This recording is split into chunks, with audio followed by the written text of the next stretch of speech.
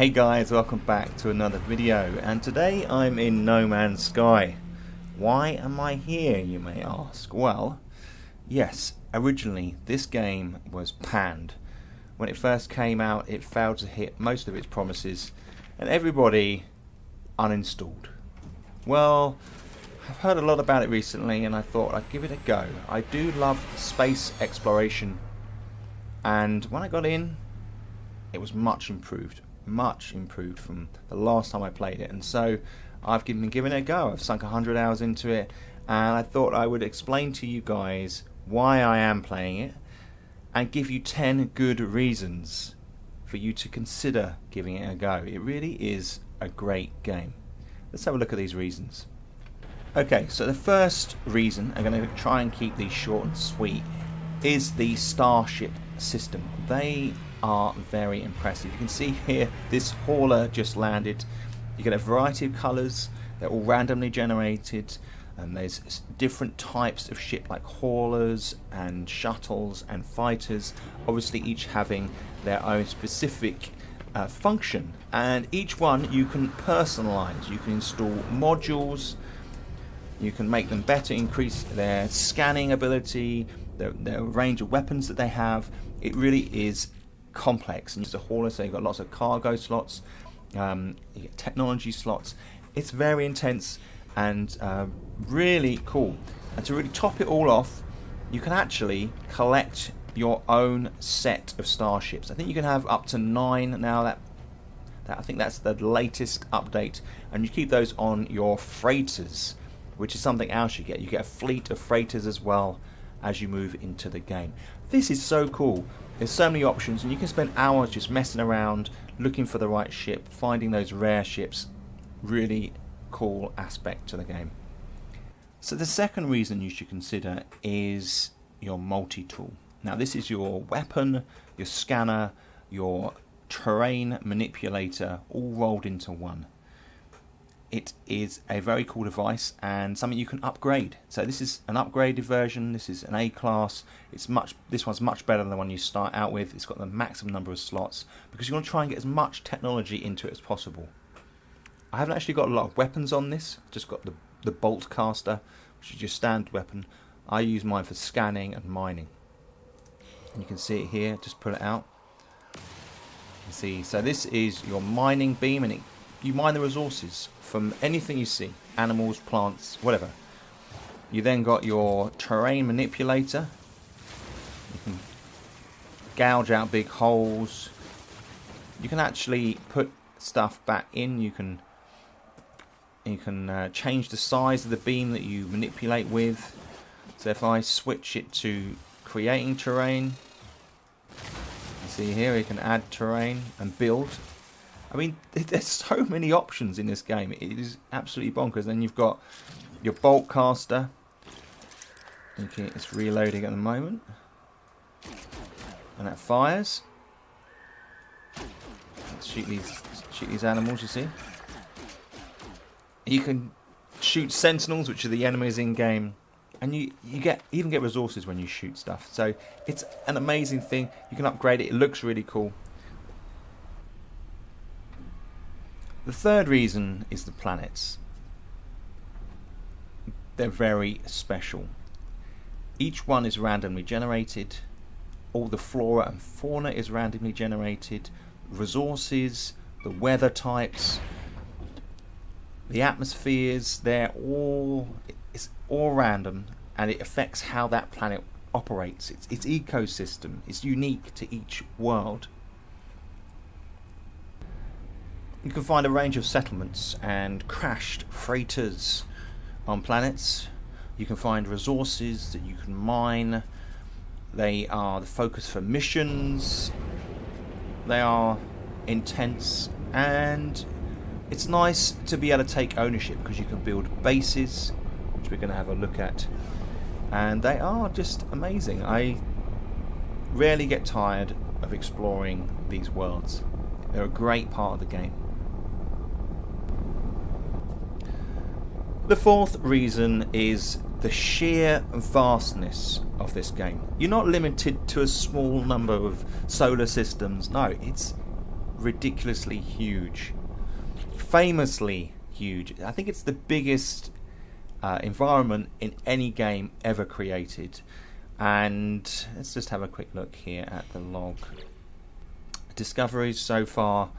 These are just some of the worlds that I have discovered here, and you can see if I scroll down on the left hand side, it's so many different worlds. And then when you're out of the planet, you can go to the galaxy map here, and this just shows you the true scope of it. It's ridiculous. I love it. Look at this. This is just my little section. See, top left hand corner, you can head towards the galactic core. Every star has details. They're not all inhabited. They're different types of star, and you need different types of drive to be able to travel between these. I've got all those drives. You get those through completing missions and installing them into your ship. It's just huge. I mean, you can just explore and explore until you're on your deathbed. So this is the space anomaly. It's something you can summon once you get further into the game. And when you do that, it means you can interact with other players. Okay, now you can actually get them to come to your planets if you give them the directions and the coordinates, but to be honest, there's so many planets, it's very difficult. So the fifth reason is the fact that this is a multiplayer game. That was one of the biggest problems to begin with. You were just alone in the galaxy.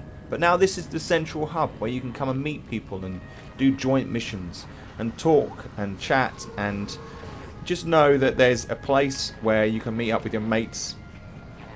And you can see these are all the player ships around here. Generally A classes. So there is a multiplayer aspect to No Man's Sky. The sixth reason to come into No Man's Sky is the base building. It's really cool. It's very flexible. You can build individual building sections, as I've used here to build this research center and my farm. But you can also place down modules that have already been constructed. For example, if you have a look here, we can go into these sections like this. Look, you can put down a module like that. As long as you've got the resources, you can quickly build a huge, glorious looking base. And of course there are specialist things as well to consider that you can place in farms and grow plants. There's a whole range of plants you can learn to grow. You can employ staff. They can send you on missions, which gives you new technology. You can build storage, landing pads. There's a whole range of things. It's really cool to get into, and hours of entertainment. And this stuff over here we'll have a look at in a minute. So for me, one of the main reasons to play this game is the farming side of it. I love mining for resources. So you can see this at my main base. I have 3 mining facilities, and I've linked them all together, and they use solar power, batteries. You've got your supply depot and your mineral extractor. I'm mining copper, and it will continue to mine when I'm not in the game. So when I come back in, as you can see here, I have mined a whole bunch of resources. Now, I need to spend a bit more time making these super efficient, because they're probably not. I could probably mine more, but it was more of an experiment, and I've made a lot of money from mining. As you can see here, I have 437 million units. So this is another mining facility that I have. This one is mining activated cadmium, which is an expensive mineral, and you can see here I just leave it. I then travel to this location through the teleporter and collect my resources. I'll then head up to a terminal, a space station, and sell all of the resources It works very efficiently. You can see here, activated cabin, nearly 30,000 units there. So the 8th reason to get into the game is the teleporter system. So you can set up a teleporter on any world, and you find them in space stations, on planets when you come to some kind of a spaceport, and you can then teleport to all sorts of different places, and it just saves time. Because the thing that people could fear about this game is just lots of travelling. You don't want to have to be doing that. So they've put this in so that the game's much quicker. You can travel from one base to the next. As long as you can power your teleporter, you're fine. So this really takes some time away from potentially what could be a very boring process of travelling from one world to the next. So the 9th reason is that trading is very much a thing in game. So you can go to any galactic trade network terminal and you can sell stuff or buy stuff. When you buy stuff, there are a range of trade items at the beginning. They're kind of in these white boxes, and you buy and sell those at different stations, and you can make a lot of money doing that. Or you can just buy and sell normal resources. These are the types of things that you can mine on planets or make yourself, and you can sell. It takes a lot longer if you can do it that way, unless you're mining, which is what we've already had a look at. So if I'm selling some products, I picked up my copper from my home world. I'll sell that for nearly 10 million. Activated cadmium for 13 million I'm selling. And I think that's what I've got at the moment. Yeah. But you can see you can make a lot of money this way, and then that can mean you can upgrade your weapons, buy new ships, do all sorts of things like that. But it keeps it buoyant, keeps it going. You can always pick up resources you might need to create things. So there's a network there. You're not going to be sort of thrashing around trying to find new things all the time. You can buy quite a lot of stuff on these terminals. And so my 10th reason for coming into No Man's Sky is the mission system. It's very intense. So if you love following a story, then you will not run out of them. They are everywhere. You've got your primary missions and then your secondary missions, and they all open up new technologies. They give you modules, give you information. You can learn the language of the aliens, and they will go on and on and on. If you love that stuff, I have to admit that I prefer to go open world and just mine and upgrade stuff. I have done some of the missions because you need to do that to get certain technologies, but if that's your thing, then the option is here. It is definitely story based if you want it to be. So guys, there's 10 good reasons to get into No Man's Sky, and you know, I should have done 20. There are things like frigates. You can build a fleet of frigates. You've got the money. You're based around your main freighter. You can attack frigates. There's a cargo pod here you can attack for gold. You can mine these rocks in space for all sorts of metals. Didn't even talk about my exosuit. You can update your exosuit so you can survive different environments. As you can see, it's a bit difficult to actually think of everything because the game is so complex, but yet really easy to get into. So guys, I hope you found it useful.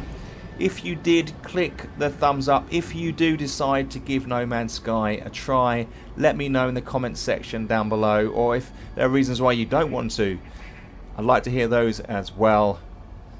And if you haven't subscribed already, it would be awesome if you could.